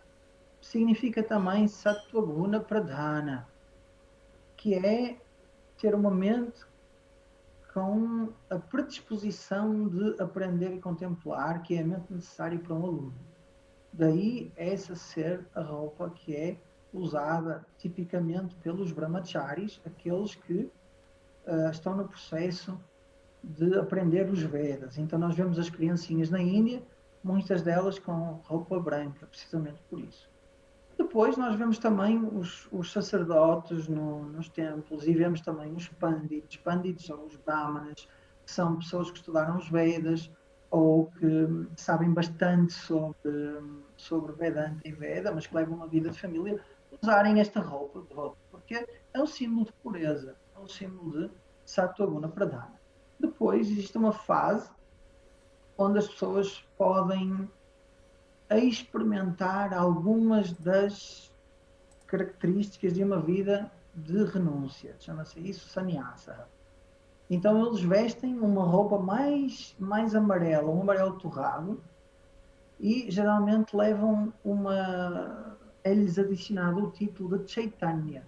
Então é mais um bocadinho que Brahmacharya, e eles estão quase comprometidos para o sannyasa, para a vida de renúncia. E depois fazem um ritual chamado, que se intitula Sannyasa Diksha, onde eles decidem de uma vez por todas levar uma vida de renúncia, então vestem estas roupas laranjas, o dhoti laranja, pode ser mais avermelhado, pode ser mais alaranjado, ele vai ficando desbatido com as lavagens, não é?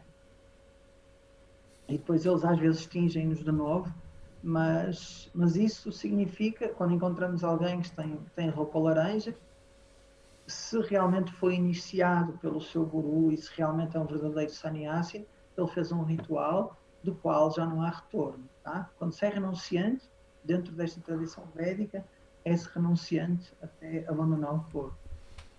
Bem? Obrigado.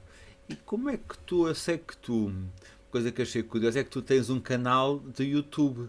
Portanto, quando estás a usar usas a tecnologia como nós estamos aqui a usar, não, Uhum.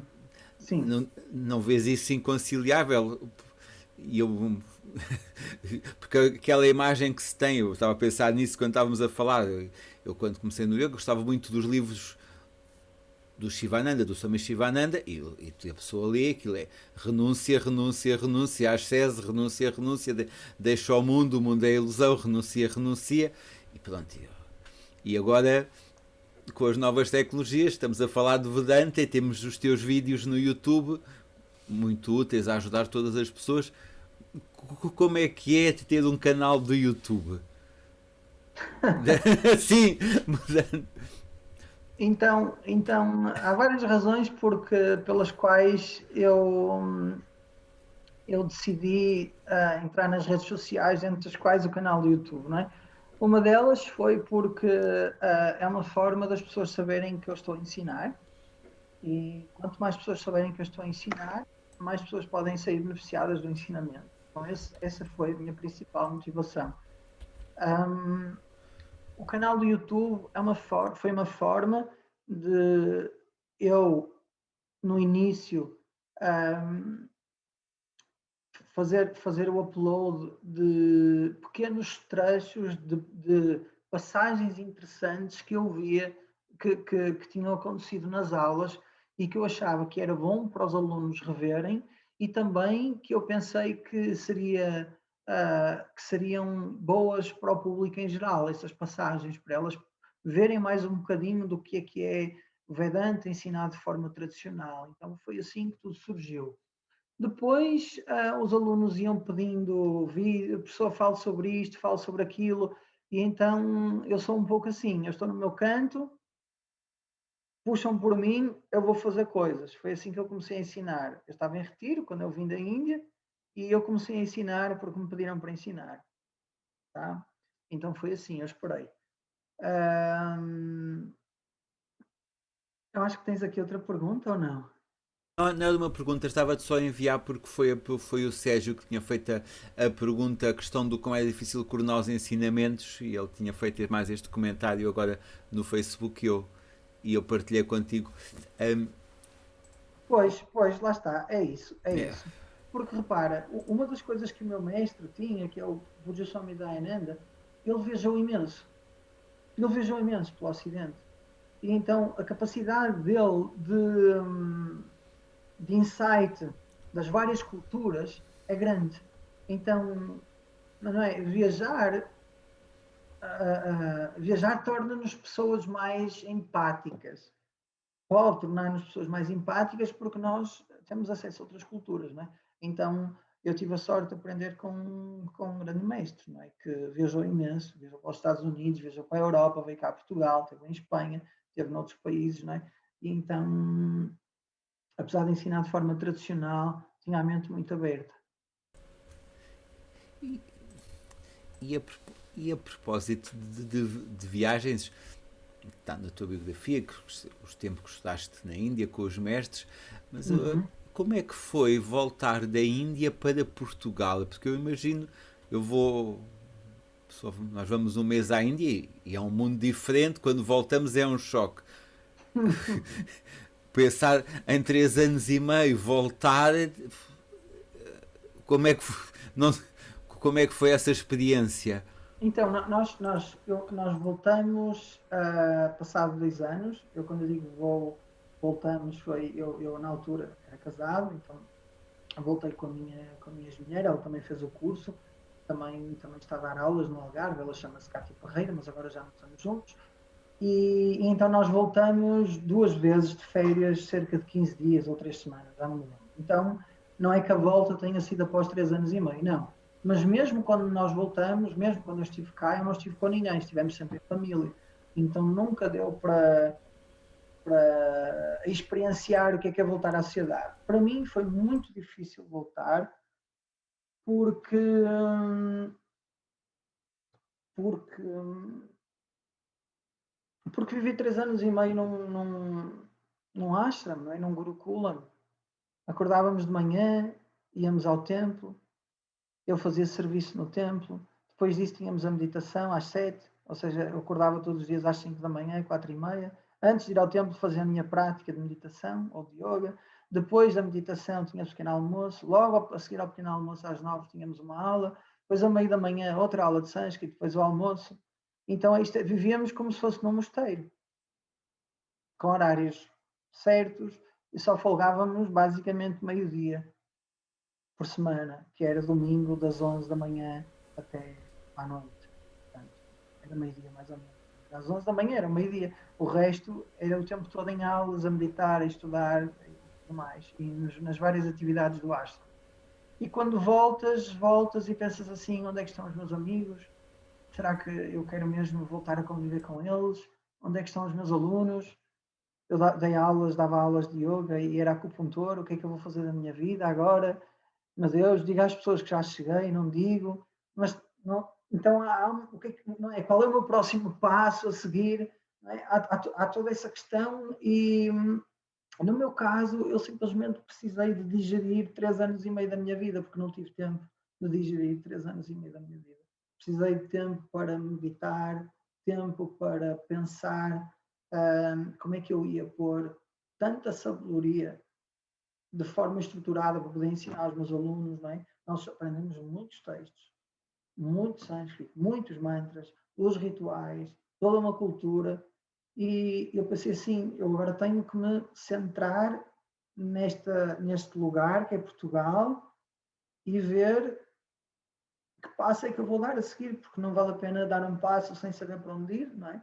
E eu pensei, ok, chegou agora o tempo de eu fazer o meu retiro aqui em Portugal. E fiquei 6 meses, mais ou menos, em retiro, em casa. Não tinha casa, fiquei em casa da minha mãe e vivia uma vida de ashram, onde eu me levantava exatamente, eram quase os mesmos horários. Fazia quase tudo igual, meditava, estudava, até que me pediram para ensinar. E eu fui ensinar.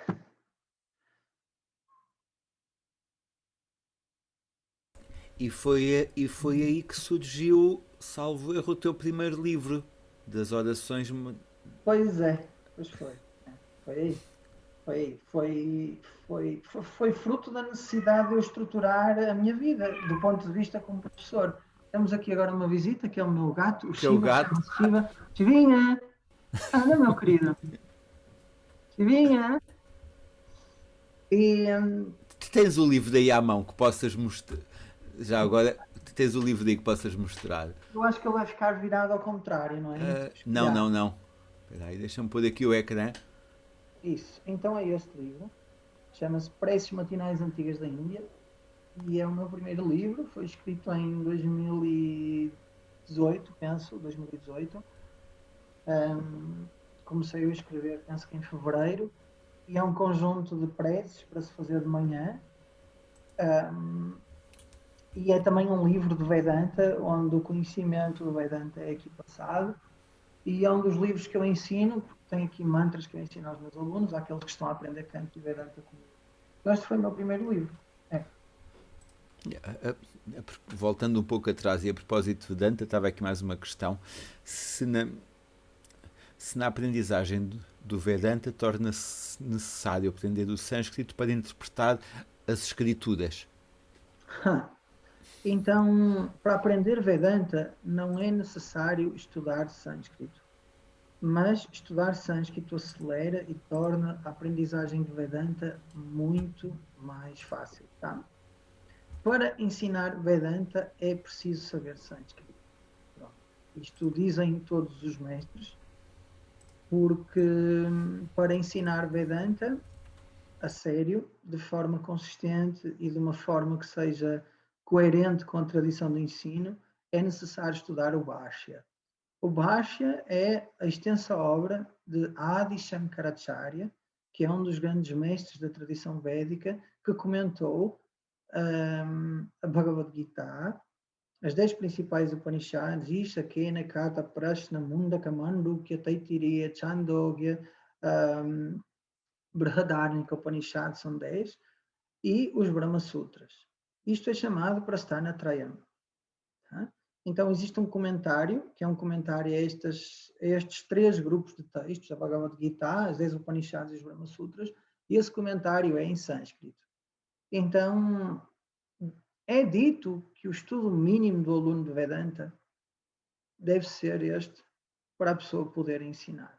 Porque é no Bhashya, no comentário deste grande sábio que é o Adi Shankaracharya, que está escondido, está selado, encerrado, encriptado, a forma como se deve ensinar Vedanta. Ou seja, o estudo das Upanishads, só por si mesma, ler a tradução das Upanishads, traz mais confusão do que claridade. Porque as Upanishads têm mantras cujo significado é contraditório. Asino duram vrajati shayano yati sarvataha.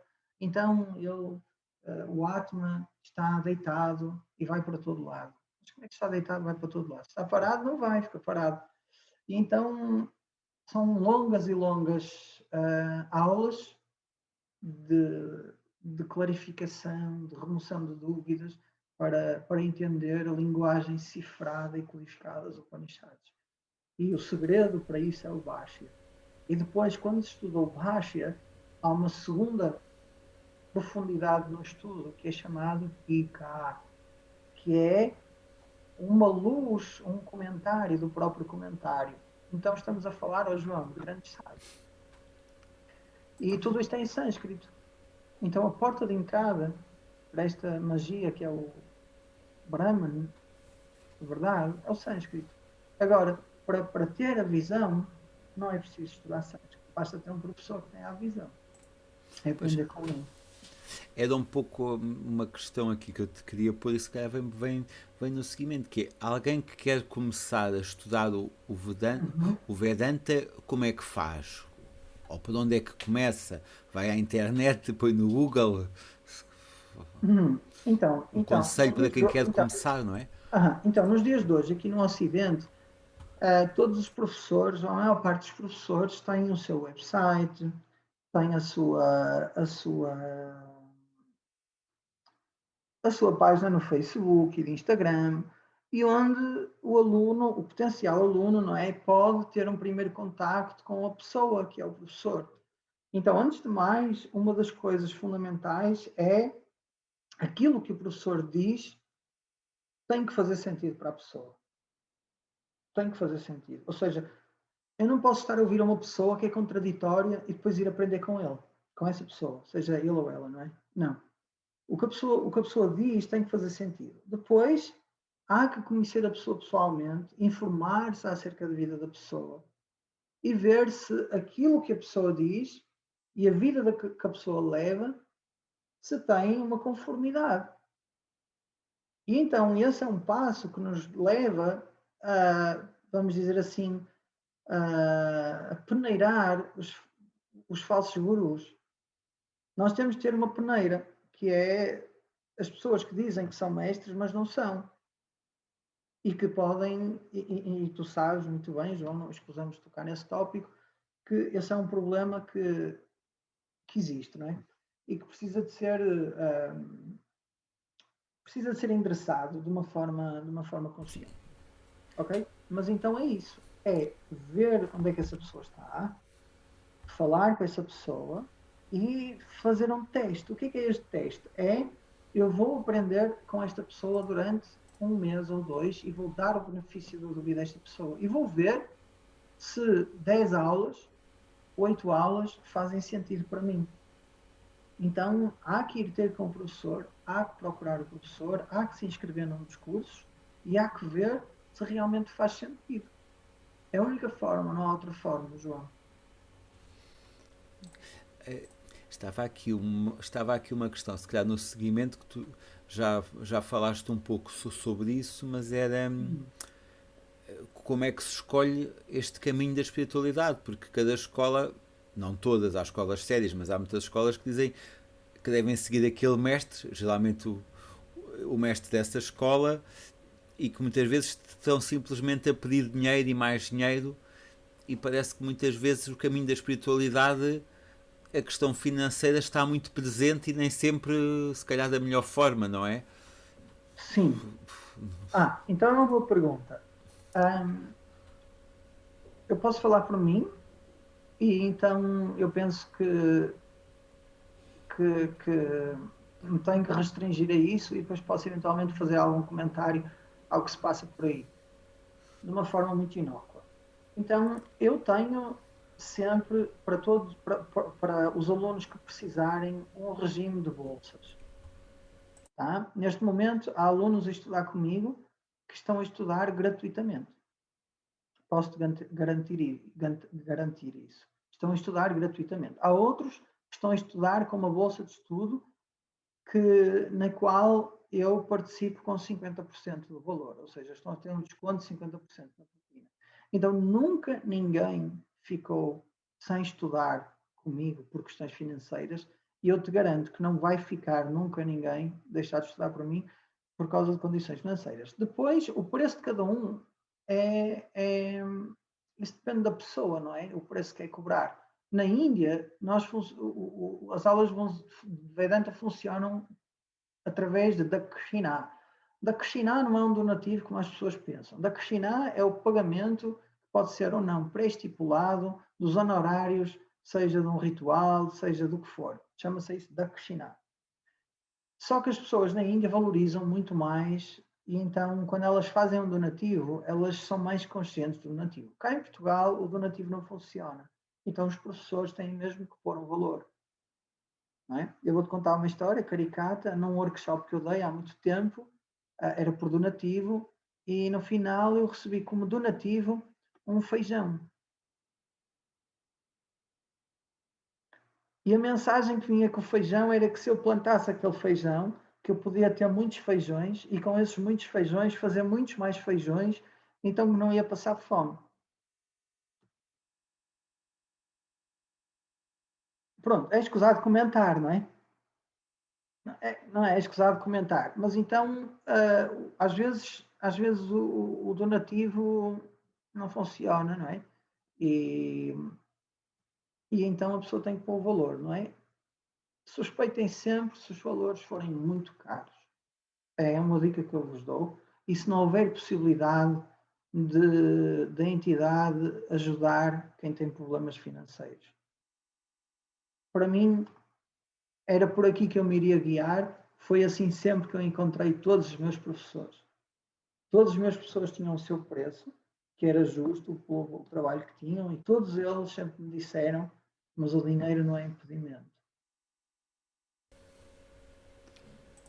E, e agora é um pouco, é a consciência de cada um e das pessoas também refletirem e perguntarem.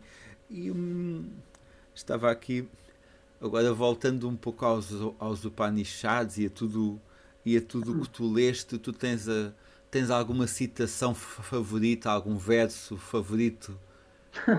Sim, É assim, tu quando me fazes eu, essa pergunta, não é? Há muita coisa que me vem à cabeça, mas há, há, não, não era uma pergunta fácil e assim não, óbvia.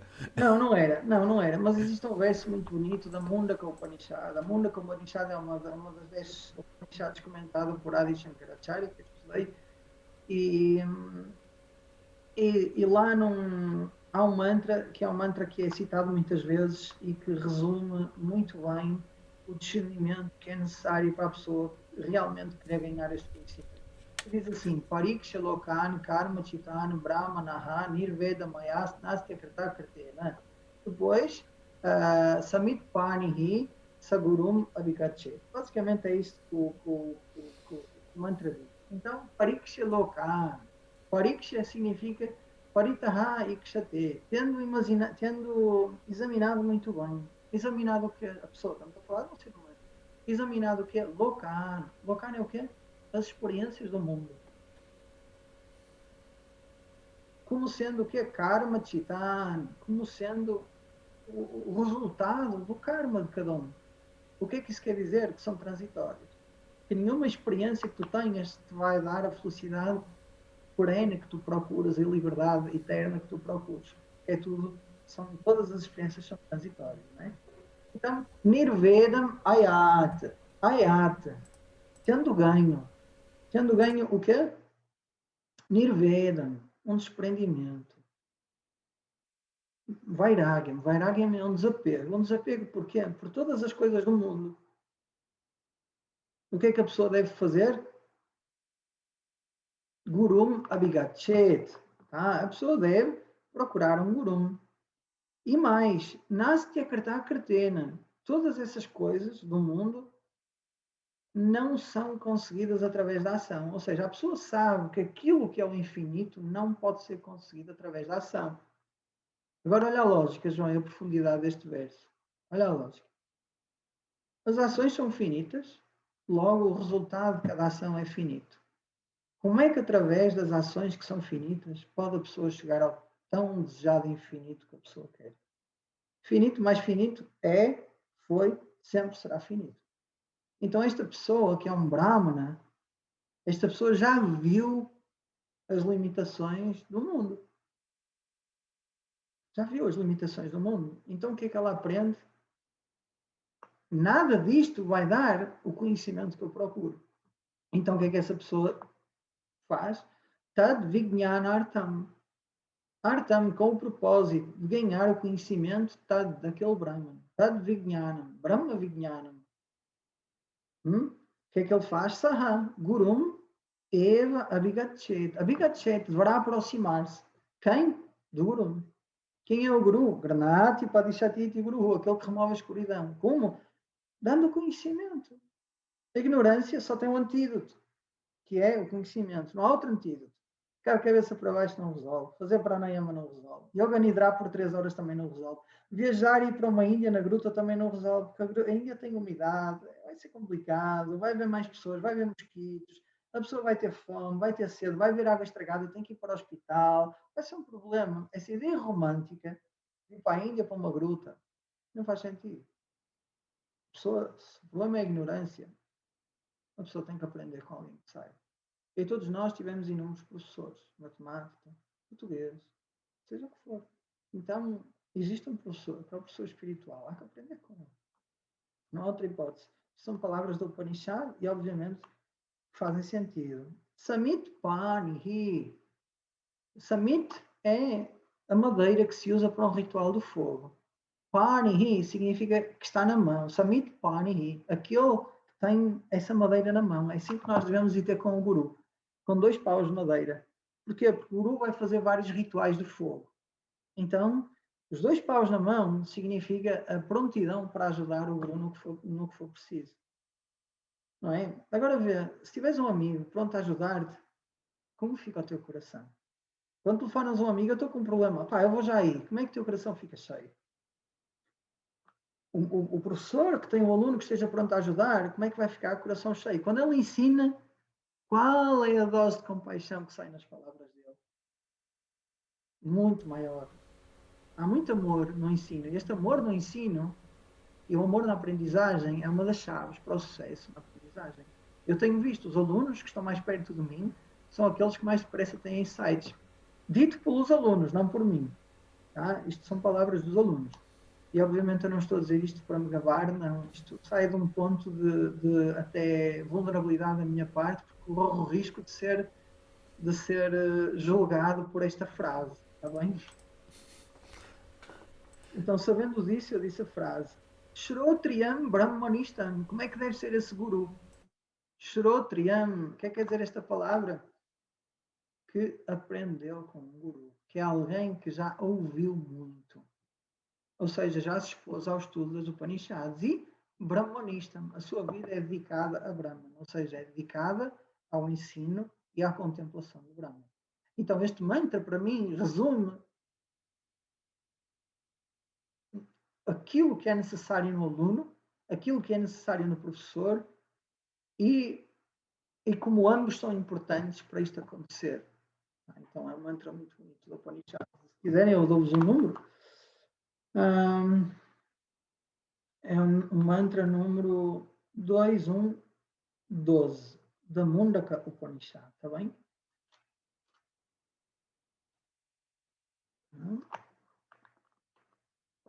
Gostaste do mantra?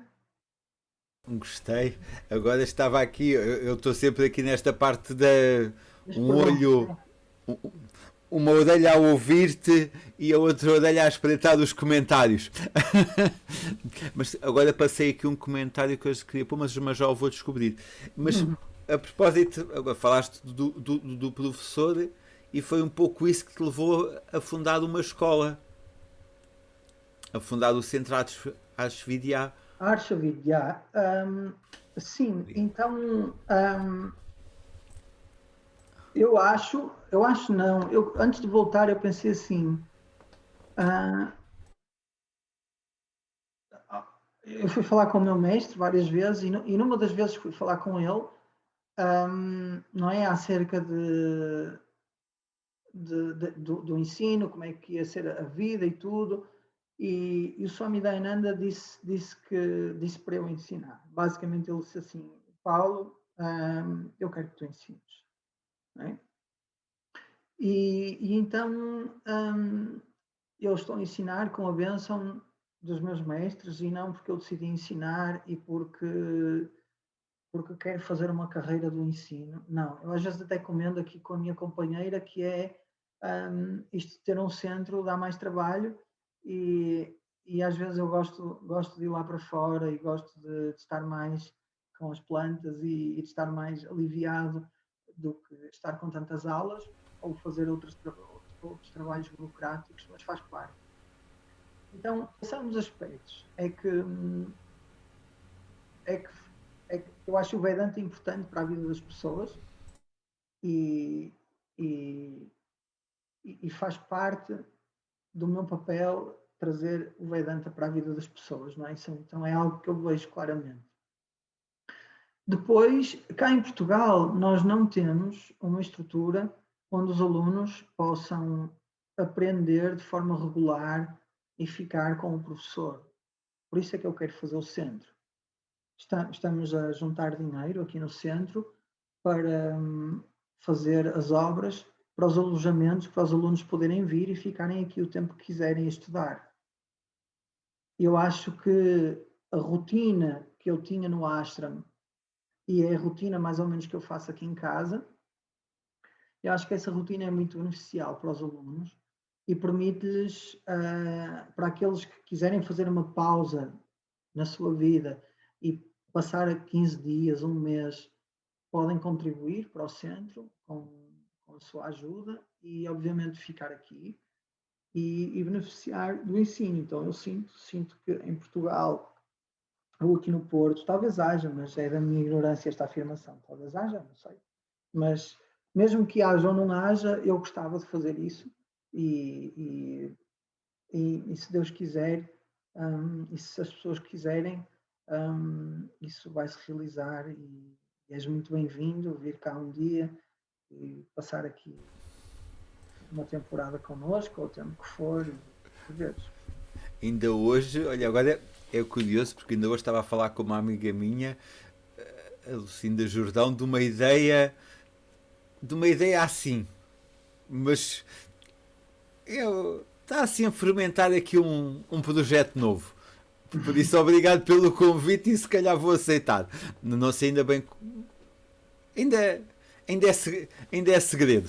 Mas sim, porque nós temos que dizer assim: nós nunca nos conhecemos pessoalmente. Acho que nunca nos encontramos. Portanto, isto é das coisas que eu acho que eu gosto da tecnologia, que é de nos conseguir pôr todos em contacto, uns com os outros. Eu estava a pensar eu também esses momentos mágicos às vezes quando estamos assim num centro, não gosto da palavra centro de retiros, gosto mais de um centro, é mágico, não é? São momentos mágicos que a pessoa vive nesses locais e assim, questões mais pessoais que eu gosto de poder. Tu tens assim alguns momentos mágicos da Índia? Isto é um pouco um clichê, não é? O momento mágico da Índia, acho que há muitos, não é? Hum. Então, agora deixa-me só começar por aqui. Sim, Eu lembro que na altura li um livro que era do Yogananda. Como é que se chamava o livro? Autobiografia do Paramahamsa Yogananda, não é? sim. Autobiografia de um yogi. Do Todos nós. yogi, isso, do yogi. Do yogi de Do Paramahamsa Yogananda, não é? E aquele livro, pronto, relata imensos milagres, imensas experiências místicas. Página sim, página não, lá está uma experiência mística. E, ora bem, o leitor ocidental, quando lê aquele livro, pensa que quando chegar à Índia, que essas experiências místicas vão cair como se fosse neve num país nórdico, não é? E então eu gostava de desmistificar um pouco isso, que é a Índia é um país de muitos contrastes, que causa ou muito ódio ou muita paixão. Então é muito barulho, é muita poluição, é um caos organizado, e assim que a pessoa entra na maré, então a magia começa a acontecer. E a magia da Índia é que as coisas não são, uma das magias é que as coisas não são, a maior parte das vezes, como nós programamos, como nós planeamos. Tudo se atrasa, chove, tudo muda de um dia para o outro, então a pessoa tem que se reformular. Dito isto, em Rishikesh, de facto, foi onde eu tive mais esses momentos mágicos de que tu falas. Tive muitos momentos mágicos, momentos de pura pertença, momentos de muita gratidão, momentos de um entendimento profundo, acompanhado de uma experiência que as pessoas gostam de rotular como mística ou especial. Eu não vejo nada disso, eu acho que isso é acessível a qualquer pessoa, desde que, desde que haja uma integração do conhecimento e desde que a pessoa esteja calma, não é? Então, foram muitas a passear no Rio Ganges, na Mãe Ganga, sozinha nas margens, a ouvir o meu querido mestre, também a meditar nas margens do Rio Ganges, a meditar de forma guiada pelo meu mestre. Antes de ir para a Índia, portanto, em 2013, 2012, 2012, 2013, 2014, foram 3 anos de muita abertura do ponto de vista do coração. Então, isso também aconteceu. Lá na Índia, quando eu estive, também, mas quando eu estive no curso de 3 anos na Índia, posso-te garantir que a minha maior bênção foi aceder de uma forma. Já antes tinha acontecido, mas lá na Índia foi, foi de facto muito mais forte, que é aceder à minha sombra. Todos nós temos um monstrinho cá dentro. Então, conhecer esse monstrinho, saber lidar com esse monstrinho. Então, às vezes, para conhecer o que é verdadeira luz, temos que estar na escuridão durante algum tempo. Então, estar na Índia, então eu abraço esses momentos de escuridão que eu tive, emocional, como, como momentos muito importantes para mim e que fazem de hoje, fazem hoje uma pessoa mais compreensiva e mais tolerante e mais compassiva também. Então é algo que é importante. Porque as pessoas acham que as experiências místicas têm que ser todas muito. Não é? muito cor-de-rosa e arco-íris, não é? Tudo Exatamente. E às lindo. vezes olharmos de frente para um aspecto que não é bom da nossa personalidade e ficarmos desiludidos com esse aspecto, mesmo depois de anos e anos de yoga e anos de meditação, é uma libertação enorme. E isso é quebrar o ego. Então, não é? Então sim, não é? Houve momentos, muitos momentos, não posso assim dizer quais, não é? Mas houve muitos. E continua a haver, não é? Claro, Sem operar. não temos que ir à Índia para ter esses momentos, não é? Não, Não tem a ver com a localização geográfica. não, eu vou-te contar uma história, eu raramente conto esta história às pessoas, vou contar aqui, raramente conto, e é verdade, raramente conto esta história. Eu fui a Londres fazer um workshop em 2013 a Ashtanga Vinyasa Yoga com um professor realmente famoso chamado David Swenson. Então fica aqui a dica, um professor da Ashtanga muito famoso e era um teacher training, como se costuma dizer, não é, João? Na moda do yoga, um teacher training. Pronto, um curso para professores de yoga. E eu fiquei hospedado num hotel e depois ia todos os dias de manhã, fui sozinho. E um dia, eu penso que ao quarto ou quinto dia do curso, ou ao sexto, eu acordava sempre mais cedo, às 5 e tal da manhã, fazia uma pequena prática, uma meditação, pranayama, fazia os meus rituais da manhã. E numa dessas práticas, o meu coração abriu-se de tal maneira que quem me visse a tomar o pequeno almoço no, na, como se chama, no restaurante do hotel, quem Sim, me visse, naqueles lounges do hotel, não é? Onde as pessoas sim, tomam um sim, pequeno sim, almoço todos normalmente sim. Epá, das nos duas, uma, eu hotéis. pensava assim, o tipo está plenamente apaixonado, está com a paixão da vida dele, não é? E depois a minha viagem de metro, eu queria abraçar toda a gente. Uma experiência de coração abrir-se de uma forma em que tu começas a chorar em público de felicidade não é? E pensas assim, mas o que é que as pessoas vão pensar de mim? Bem que se lixa, eu estou a ter esta experiência que ela cresce ainda mais. Não é? E então, em Londres, quer dizer, onde quer que tu estejas, hum, o resultado da prática, não é? Vai Não é, sempre, não é o local que te vai dar a experiência, é a prática. sim, o local ajuda muito, não é? O local ajuda muito, mas repara, quando tu estás bem e estás mesmo bem, o local onde tu estás é irrelevante. Pensa bem nisto. Exato. Mas é. Porque eu, por exemplo, eu tenho locais mágicos em que me. Mágicos? Dito assim, em que me sinto bem. Aqui ao Hum, pé de Lisboa, para quem conhece a Praia da Ursa, adoro. Eu vou à Praia da Ursa, sento-me na Praia da Ursa e é mágico. No norte não conheço muito. Tu tens assim locais mágicos aí em cima. Tu estás na Maia, não é? sim, sim. Pois, a minha, eu conheço muito mal o norte. Então, há um E- local mágico foi o primeiro espaço meu onde eu comecei a dar aulas chamado Casa Savitri. Era a minha casa, que agora está lá o meu irmão a morar. E então, nesse espaço, onde eu dava aulas de yoga, foi onde eu meditei muitas, muitas, muitas horas. Tinha lá o meu altar, então nessa casa eu meditava muito. Eu cheguei a passar 3, 4 horas a meditar. Às vezes estava sozinho, não tinha compromissos familiares, e às vezes sentavam para meditar às 6 horas, e eram 10, ainda estava sentado a meditar. E depois ia passear os meus cães, e eram momentos de muita felicidade. Pronto, sozinho, a passear os meus cães, a refletir sobre a vida, sobre o que é este universo e esse sentido de pertença. Então, sim, lá nessa casa Savitri foi. Agora, aqui no Centro de Vida também sinto um pouco isso, mas é mais o prazer de ver isto nascer e assim. Gosto de ir à Praia da Memória, que era uma praia onde eu fui quando era pequenino, com os meus pais, e só descobri o potencial imenso de ir lá quando fui uma vez de bicicleta até lá. E trouxe-me imensas memórias de criança e foi muito bom. Foi um sítio assim, muito revelador.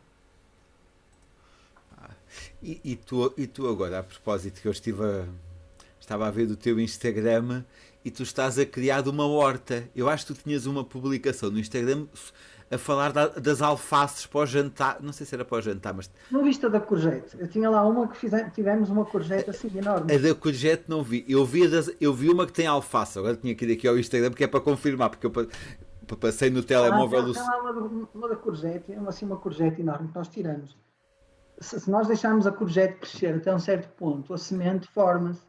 As courgettes, as que nós compramos no supermercado, são pequeninas porque são colhidas assim, pequenininhas, não é? Mas é como a melancia, se deixarmos crescer, ela cresce bastante. E depois aproveitamos as sementes para semear de novo. Sim, temos cá uma hortinha.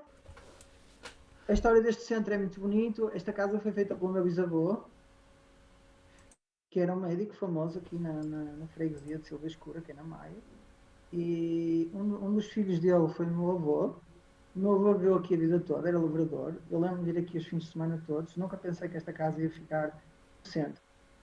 E, entretanto, o meu avô morreu, a casa foi herdada para o meu pai, com o terreno que está, que é a parte de trás da casa, não é? Um terreno relativamente grande. E pronto, era o sonho dos meus pais reconstruírem isto, fazerem uma quintina para depois vir aqui ao fim de semana. O meu pai, entretanto, adoeceu, sem poder cumprir essa promessa, e eu lembro-me de lhe dizer, quando estávamos a fazer, já estávamos no velório, de lhe dizer que pronto, que eu iria tomar conta disto. Não é? Se ninguém quisesse, que eu iria tomar conta disto. Não ia reclamar isto como o meu. E então a minha mãe e eu unimos esforços, eu tenho um irmão também, e obviamente que ele também participamos todos, mas ele gosta mais da cidade e prefere a cidade ao campo. E então, com o dinheiro todo da família, que o meu pai deixou e que a minha mãe foi juntando, enquanto eu estava na Índia, as obras foram-se fazendo. Pronto. E eu não sabia se eu queria vir para aqui, quando eu vim da Índia, não sabia. Ai, mas eu quero ir lá para o campo, como é que é? Eu vou estar lá sozinho, aquilo é longe, é uma casa tão grande, como é que eu. Eu não sabia se queria, não é? Eu sou um bicho da cidade, entre aspas. Eu nasci na cidade, vivi na cidade toda a minha vida, não é? Então, E claro, é um hábito, não é? é um hábito, sim. Ao mesmo tempo eu adoro o campo. E o que aconteceu foi que, quer dizer, eu fui empurrado para aqui. Mas, mas para quem não conhece, e eu também não conheço, Não é é? um Então espaço. é a história do centro, não é? Esta é a história do centro, Exatamente. não é? Mas é um Pronto. espaço grande, é um terreno grande. Sim, é um Isto terreno para alguém grande. da cidade, eu penso, um terreno é um quintalzinho de um prédio, não sei. Não, ainda é grande, ainda é um terreno grande. Temos outro terreno que está arrendado, não é? É lavradio, mas é um terreno grande. Tem um pomar, plantamos já bastantes árvores para o pomar. Tinha umas árvores antigas, tem duas laranjeiras que já estão velhas, tem dois diospideiros que dão muita fruta, e nós plantamos figueira, macieira, floreiras, então cerejeiras nós plantamos. Depois temos a parte do quintal, que é ajudada, vamos dizer assim, 80%, 70%, pelo Senhor João, que é o nosso grande ajudante, que tem toda a arte da agricultura e que nos vai dando aquelas dicas necessárias para fazer as coisas. E então reconstruímos um poço, pusemos um motor no poço, reconstruí um tanque para podermos ter, já fizemos alguns jardins, e agora o próximo passo é, pronto, pôr os jardins ainda mais bonitos e, obviamente, fazer agora a sementeira, que vai começar agora em março, vamos pôr novas coisas na terra, porque este inverno foi muito invernoso, a neve queimou tudo, houve muita neve. Neve, entre aspas, muito frio, temperaturas abaixo de zero, queimou tudo. Então temos uma pequena estufa também, onde temos alface, umas coisas assim. E vamos nos entretendo. A Sónia é a minha companheira que gosta mais das flores e assim, então ela vai dirigindo, eu vou ajudando no que eu vou poder, no que eu vou podendo, mas ela é É a mente, é o cérebro que está a sim. tratar dessa parte. Para quem nos está a ouvir ou a ver, eu coloquei o nome do. Eu coloquei o nome, meu Deus. Coloquei o link do centro, está no topo do nosso vídeo. Mas Ah, se, que bom, pronto. portanto eu já coloquei, depois também está aqui o link, também está aqui na conversa. E estava a pensar, e tu agora tens aulas de Vedanta e, e que mais aí? Quais são Sim. as atividades? Então, neste momento temos três cursos que são aulas regulares, são cursos longos. Temos às segundas-feiras o curso de Upanishads, ou seja, todas as segundas, das 9h15 às 10h15, ou 10h30, temos uma aula de Upanishad. E estamos agora a estudar a Katha Upanishad. E vai demorar mais uns 2, 3 meses para acabar o quadro. Então, é sim um estudo profundo. Às quartas-feiras temos a turma de Sânscrito, também às 9h15 da noite. Tem que ser num horário pós-laboral, onde as pessoas possam participar. Neste momento é tudo online, não temos nada presencial, obviamente, não é? Pelas razões que são óbvias, não é? E depois à quinta-feira temos a aula da Bhagavad Gita, também às 9h15. Vamos ter agora um curso de Puja, no próximo sábado, dia 6, vem aí o Shivaratri, dia 11 de março, e então vou ensinar às pessoas a fazerem uma puja para Shiva, para as pessoas saberem como oferecer incenso, tem mantras, tem uma forma específica, tradicional de se fazer isso, que é muito bonita e muito interessante de aprender. E então é mais uma das formas de incorporarmos o Oriente na nossa vida. Depois dou as aulas particulares, aos alunos particulares, são aulas um bocadinho mais caras, mas que também mais vantajosas. E assim que esta pandemia passar, vamos ter, obviamente, workshops aqui e talvez daqui a um ano se possam fazer retiros residenciais aqui mais ou menos extensos. Então esse é o programa, é o pacote. Isso. E, e vocês estão a pensar em alojamento tipo para quantas pessoas? Daqui a um ano, mas retidos para. Isso, então, Já tens ideia? sim, tenho ideia. Assim por alto, talvez, ora bem, 2, 4, 6, 8, entre 10 pessoas, 8, 10 pessoas, rapazes e raparigas, para aí 12. Que as raparigas vão ficar num lugar, os rapazes vão ficar noutro lugar. Pronto, essa é logo a primeira coisa. Os casais que vierem vão ser divididos à entrada e permanecer divididos enquanto casais, porque, porque assim eles podem, isto não é obrigatório, obviamente, não é? Isto é uma sugestão, as pessoas que quiserem podem ficar juntas, não é? Mas é sempre bom as pessoas terem um tempo de, de sem a influência do parceiro, é muito importante. Não é? Um tempo em que elas podem serem elas mesmas, nem que seja quando vão dormir à noite, uma noite sozinhas, às vezes é com isso. Não é com base nisso, que obviamente isto é uma sugestão, não é? Sim, não é uma imposição, Nenhuma imposição, não. é como qualquer casal que tem o seu tempo junto e tem o seu tempo em separado. Exatamente, exatamente. E É. aí, e aí para beneficiar mais. Sim, pode beneficiar um pouco de mais introspecção. É só Exatamente, isso. exatamente. É, Que quebra a rotina, é um tempo diferente. esse é o propósito só. É um Porque tempo. depois durante o dia estão juntos, não é? Conversar, Exatamente, sim. é. Mas isso. Tenho que te agradecer mais uma vez. Muito obrigado pelo teu tempo, pela tua disponibilidade. Muito obrigado a todos que nos estiveram a ouvir hoje. Para o próximo domingo, porque gravamos sempre aos domingos, vou estar aqui de novo a conversar com o professor. E não sei se queres acrescentar alguma coisa para encerrares tu a nossa conversa. Uhum. Então começo por agradecer a todos aqueles que estiveram a ouvir. Muito obrigado pela vossa presença, obrigado também pelas vossas questões. Um, Obrigado também ao João pela iniciativa, pelo programa e por todo este papel que ele tem tido na divulgação do yoga e tudo aquilo que está conectado com o yoga por esse mundo fora. E, e desejo a todos a continuação de uma travessia mais ou menos suave por esta pandemia e que haja muita saúde para todas as pessoas da vossa família e que em breve possamos estar juntos fisicamente. Tá bem? É isso que eu desejo. E está quase a chegar, estamos quase a passar essa fase. Não é isso, João. Namastê. Obrigado.